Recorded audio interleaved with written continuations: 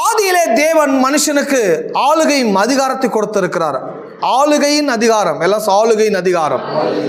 இந்த ஆளுகையின் அதிகாரத்தை தேவன் மனுஷனுக்கு கொடுத்தார். நீ வச்சுக்கோ, அதிகாரத்தை வச்சுக்கோ, இந்த அதிகாரத்தை யூஸ் பண்ணு, இந்த அதிகாரத்தை நீ நடைமுறைப்படுத்து. வானத்தில் உன் அதிகாரத்தை காட்டு, பூமியில் உன் அதிகாரத்தை காட்டு.